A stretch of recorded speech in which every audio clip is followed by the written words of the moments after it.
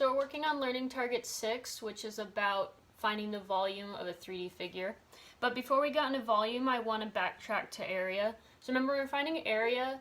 Basically, you're trying to figure out how many square inches fit inside of your shape. So if I look at this Cheez-It here, it's 1 inch by 1 inch. So that's why it's called a square inch, because it's a square and it's 1 inch by 1 inch. So that's going to be our unit.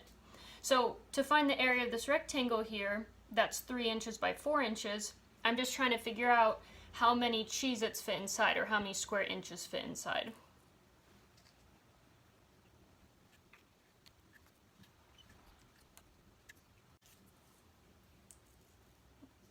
And so we can see that 12 Cheez-Its fit inside, so that means the area of this rectangle is going to be 12 inches squared.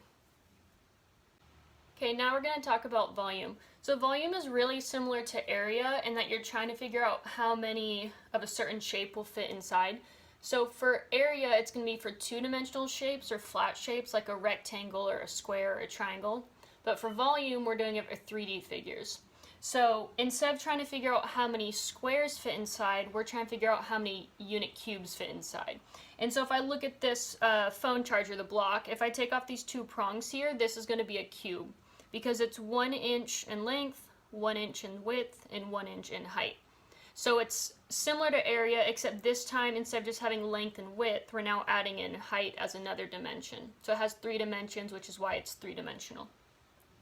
So if I have a shape like this Tupperware, I'm trying to figure out how many cubes are going to fit inside. So if I had more of these blocks, I could just stack them in here and see how many would fit inside. And let's say 10 fit inside, then my volume would be 10 cubic units. And it's cubic because it's a cube.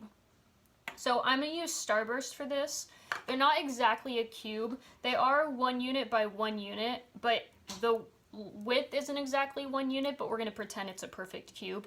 So if I imagine this as my unit cube, because it's 1 unit by 1 unit by 1 unit, I can try to figure out the volume of this by deciding how many Starbursts are going to fit inside.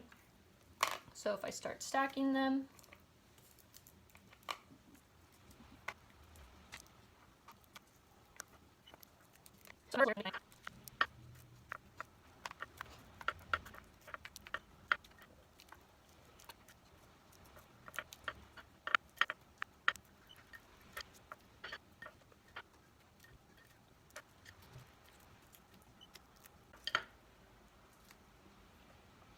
so now that I have all those Starbursts in there, I put in 64 Starbursts, so that means that my volume is going to be 64 units cubed.